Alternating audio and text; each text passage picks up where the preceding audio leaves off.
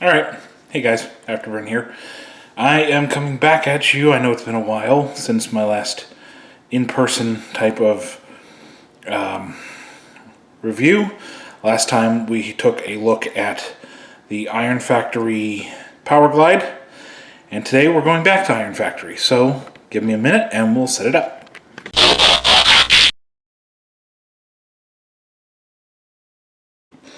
And as if the title of this video wasn't a dead giveaway, we are going to be looking at Iron Factory's EX-55 surfing arrow. It is their take on Seaspray. I'm not too familiar with the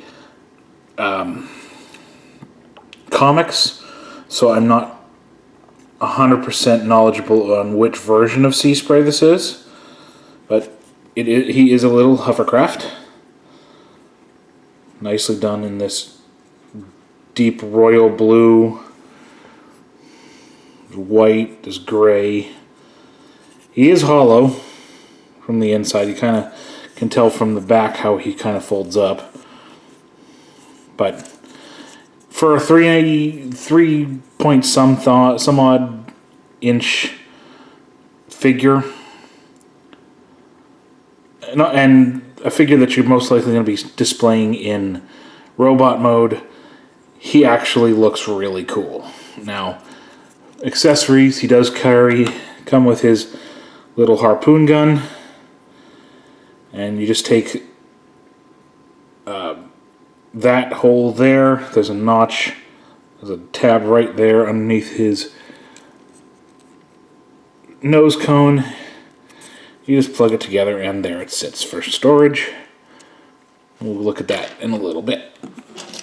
Now, starting in terms of size comparison, here he is next to Iron Factory's Sideswipe. That's not the greatest size comparison, but in terms of Iron Factory figures, it's the easiest one for me to work with.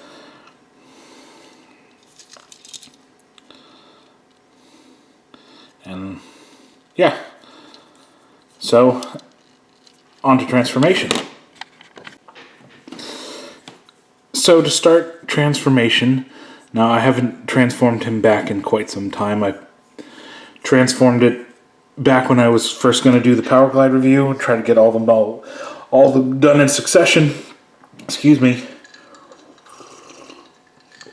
But it didn't end up working. So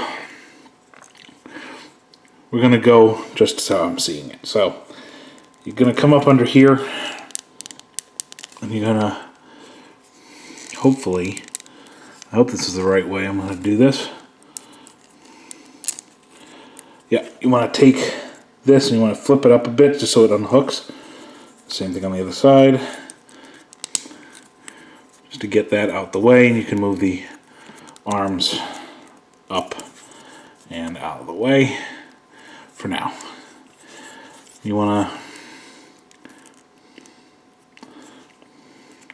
I'm going to do this now. You're going to give him the ab crunch and pick up his head so that sits where it is.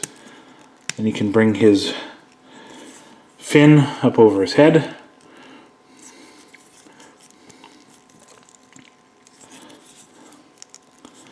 And what you want to do is you want to unhook his front section.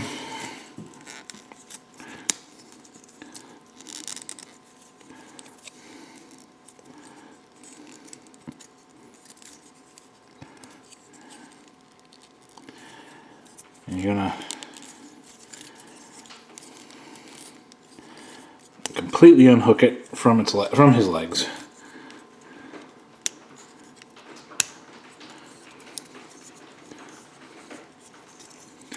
And if you can hear that in the background, it is just raining really hard. No need to worry.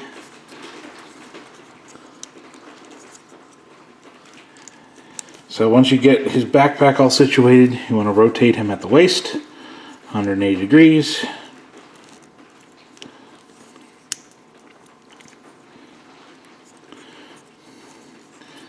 And you're basically left with this. We'll then flip his foot up, just like so, and then slap his knee guard down. Same thing on the other side. Flip the foot up, rotate the knee guard, the knee and shin down. Make sure his legs get all straightened out like that. I'll come around to the back, make sure his heel spurs are folded down right there.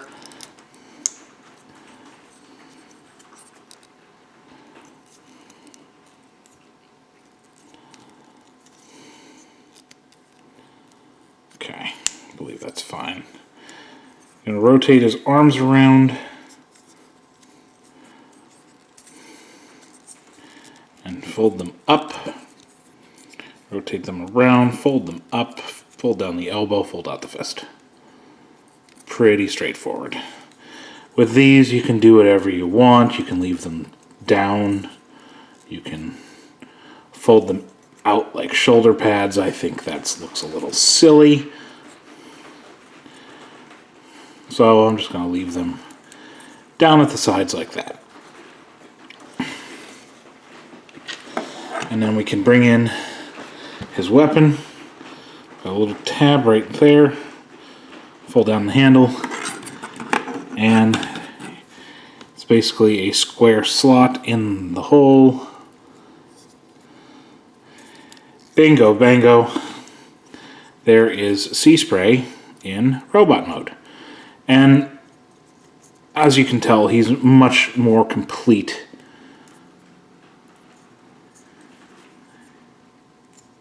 in this form. He looks a lot better. He's got his harpoon gun ready for action. Very nice. For articulation, head is on a ball joint, but because of the fin, you can't really get in there. You kind of have to fold down the backpack a bit to get any sort of motion out of it. Shoulders are on a ball joint. They're also on that butterfly hinge up and down. You got a bicep swivel. You get a double jointed elbow. And the wrists are on ball joints. They pop up because he comes with, as many Iron Factory figures come with, a bunch of extra hands. I don't have those hands. They're in the box. I've had this guy for about a year or two now, and I have no intention on going all the way upstairs to my bedroom to get his hands to show you. There's closed fists, there's open hands, things of that nature. Size comparison, we'll bring back in Mr. Sideswipe, and in this mode, Seaspray does lose a head, maybe a head and a half. Yeah, top of Seaspray's head, if we can get the look right. Top of Seaspray's head does not even come up to the top of Sideswipe's chest. So he's about a head and a half shorter. One thing I hate is he's got floppy wrists on this side, so I might go and not tighten them because I'm not going to do that. I might make him a southpaw.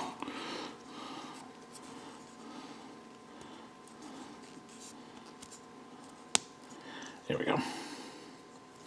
Now he's a southpaw. Left-handed, hooray for southpaws. The head's a little bit wonky too, but that's okay. He does have a waist articulation. I forgot about this half of the articulation. He does have that ab crunch there. He's got full ball jointed hips.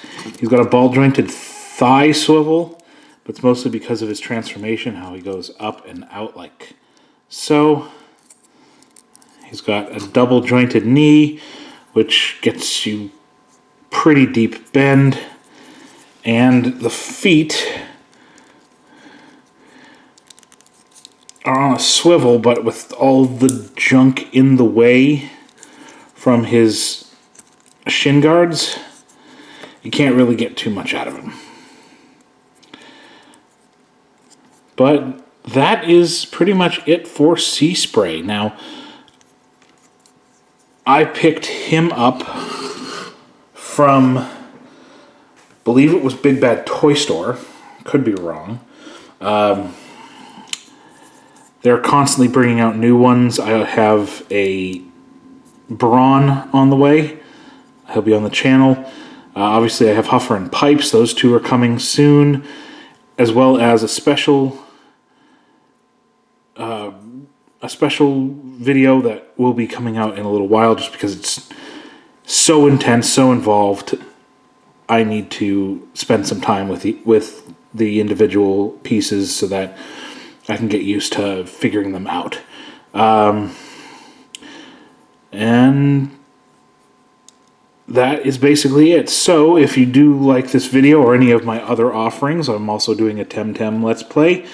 Please like and subscribe, and I will see you on the next one. Stay frosty.